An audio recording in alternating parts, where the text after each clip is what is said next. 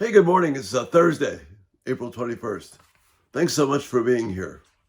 We're going to be continuing our focus, our everyday thoughts, and this is so important on grasping how we know our worth.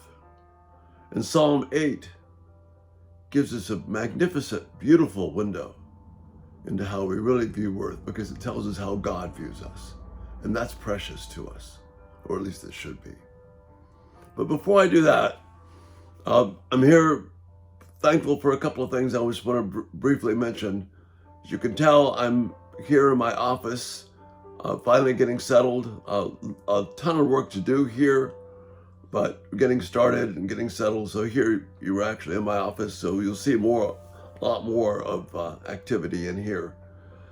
And then the second thing that I want to mention, really huge, is that for the number of views for our Everyday Talk 24/7 YouTube channel, we just passed 100,000 views. And I'm just so grateful to God, and I'm grateful to each of you for your watching, your faithful comments, your encouragement. That's amazing to me. We're just trying to open the Word of God, get a vision for what it says for us, be faithful to God. And so we've crossed that 100,000 view mark, and it's just a major milestone. I'm honored and humbled by it, but that's all because of you who are watching. So thank you so much, and your support really does mean a lot. Okay, your worth. The thumbnail this morning is of a beautiful scene in Florida, a great blue heron, and just a gorgeous, gorgeous spot there. And it helps us determine our worth in God's eyes as creatures. Psalm 8 starts off with declaring the wonder and majesty of God and how majestic is his name. And then David says, well, I look at the heavens, I look at the works of your hands, the moon, the light, the stars that you have put in place. What is man that you pay attention to him? What is man, the Son of Man, that you actually care for him? It's such a beautiful thing that God has done. And David is blown away that this God has made us. That's where our value is. But then he continues, yet you have made him a little less than God, or less than the angels. The translations go back and forth there a little bit on that one, but it's it's safe to say that this is something that is we are significant. Being made slightly lower than the angels is just a mind-blowing thing. But catch this line: with glory and dignity you crown him. You crown us, people, infants, children, teenagers, men, women, ancient folks, all of us have been crowned with glory and dignity by God. That's not something you and I can accomplish on our own. Something that God has done in our creation. You cause him, speaking of the human race, you cause him to rule over the works of your hands. In other words, he's entrusted this magnificent creation into our hands. You have placed everything under his feet, meaning our feet. Sheep and oxen, all of them, even the wild animals, of the birds in the sky, which is why I placed the blue heron in the thumbnail this morning, and the fish of the sea, and whatever passes through the paths of the seas. What a phenomenal description of the wonder and glory of God's vision and value for us to rule over these things. Now, immediately, the thought comes to mind, well, we're not doing a very good job with this ruling thing, and the answer is no, we're not. That doesn't detract from what we're made to be.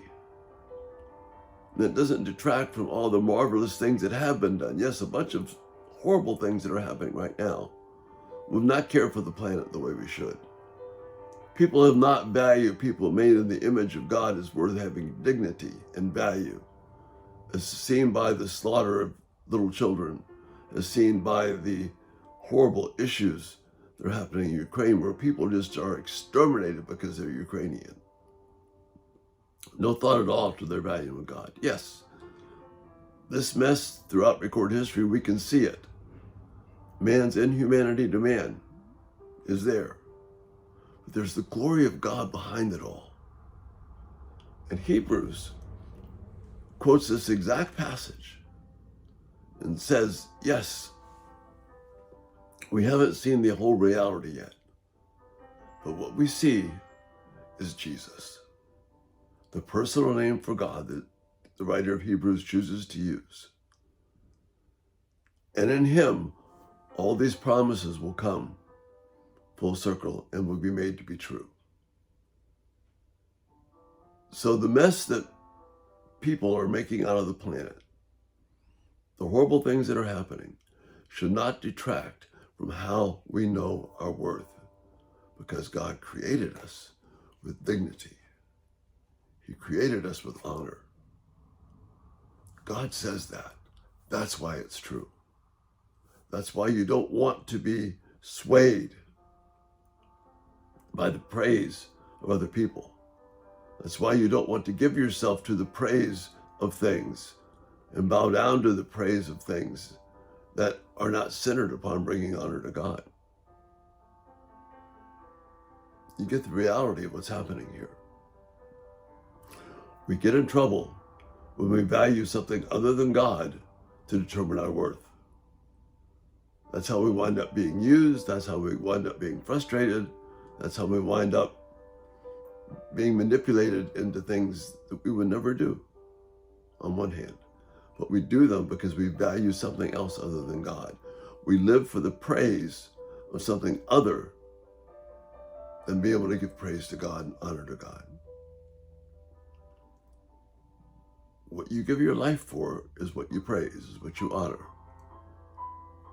Let's embrace this beautiful message of Psalm 8 and see our worth is bound up in the very person of God, the one who gave us the responsibility of ruling over his creation, the works of his hands. That's the value that we have. That's where your worth is. And we're going to talk about that in more detail tomorrow. But today, hang on that reality, because it's where your hope, your worth is.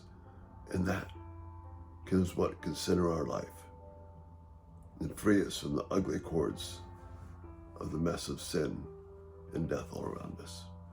Thanks so much for being here today.